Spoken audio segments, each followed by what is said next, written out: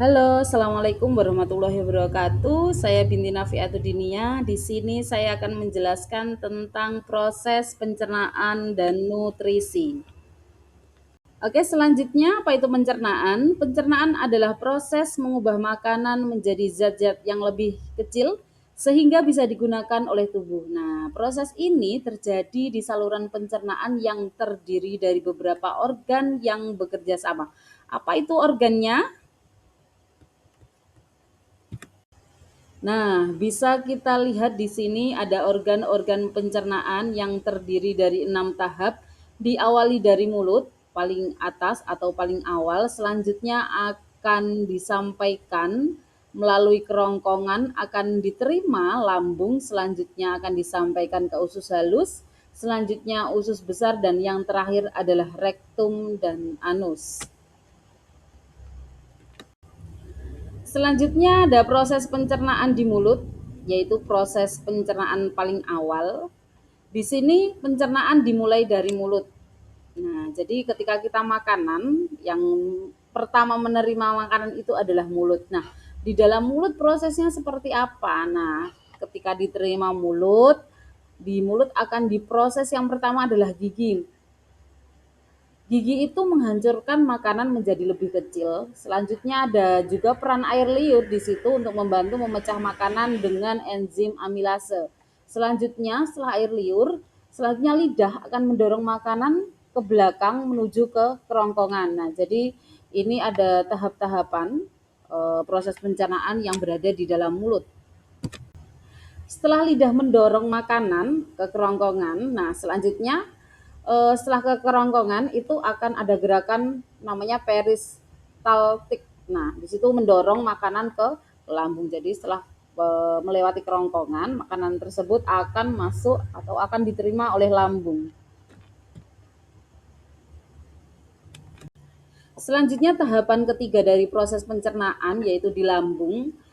Di lambung ini makanan bercampur dengan asam lambung dan enzim pepsin. Nah, selanjutnya di dalam proses ini membantu memecahkan protein menjadi lebih kecil. Nah, selanjutnya makanan yang sudah menjadi cairan itu disebut imus. Jadi ada proses di lambung tadi ke lambung, setelah itu ada proses pemecah protein menjadi lebih kecil. Nah, seperti itu ya untuk proses pencernaan di.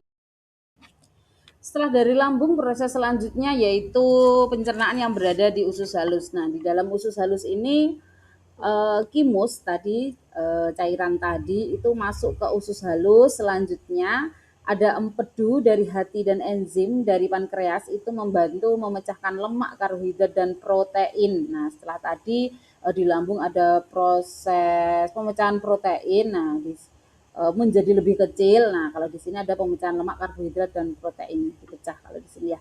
Selanjutnya di usus halus itu juga menyerap nutrisi penting melalui dinding usus dan masuk ke dalam darah.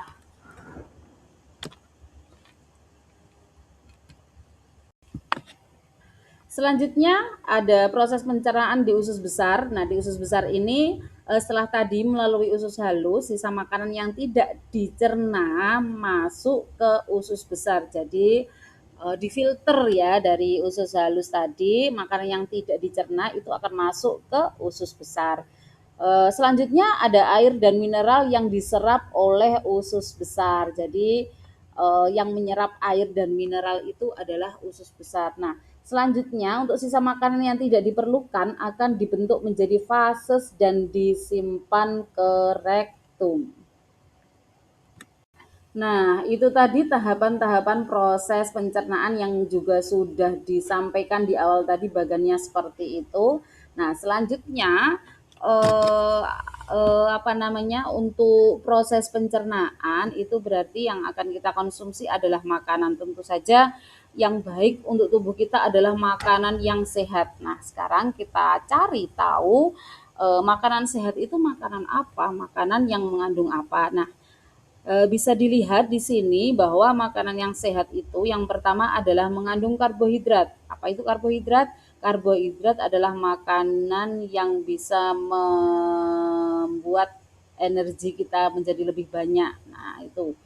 Setelah karbohidrat ada protein. Protein itu untuk apa? Untuk membangun dan memperbaiki sel. Ada lemak untuk cadangan energi, ada vitamin dan mineral untuk menjaga fungsi tubuh. Selanjutnya ada air untuk membantu proses pencernaan dan mengatur suhu tubuh. Nah, itu tadi adalah makanan yang sehat yang harus kita makan, dan ada nutrisi-nutrisi yang terkandung pada makanan-makanan sehat tersebut.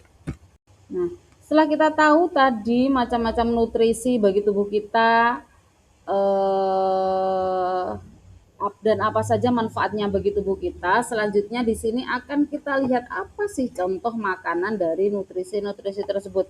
Yang pertama ada karbohidrat. Nah, karbohidrat itu eh, untuk memberikan kita energi untuk beraktivitas sehari-hari. Nah, contohnya apa? Contoh makanannya yang bisa kita konsumsi yaitu nasi, roti, kentang dan sebagainya. Itu adalah karbohidrat. Selanjutnya ada protein. Nah, protein itu adalah nutrisi yang membangun otot dan jaringan tubuh. Contoh makanannya apa?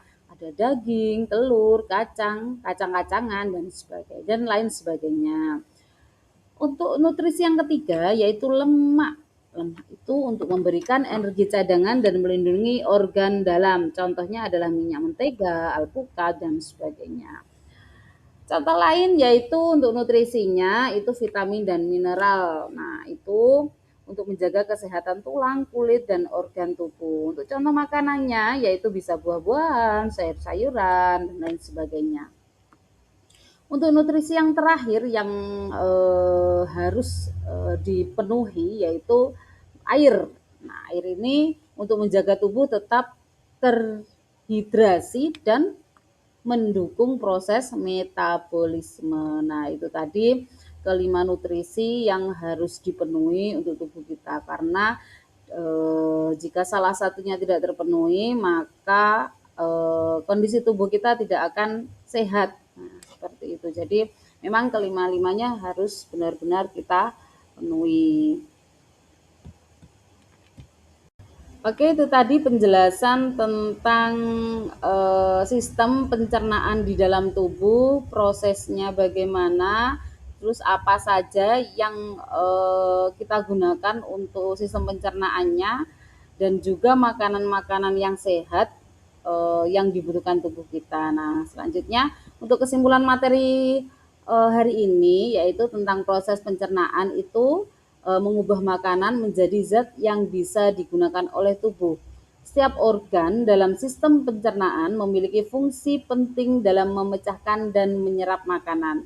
Tubuh kita memerlukan nutrisi seimbang untuk tubuh dan tetap sehat. Nah, seperti itu penjelasan materi dari saya. Ada kurang lebihnya mohon maaf. Sekian, wassalamualaikum warahmatullahi wabarakatuh.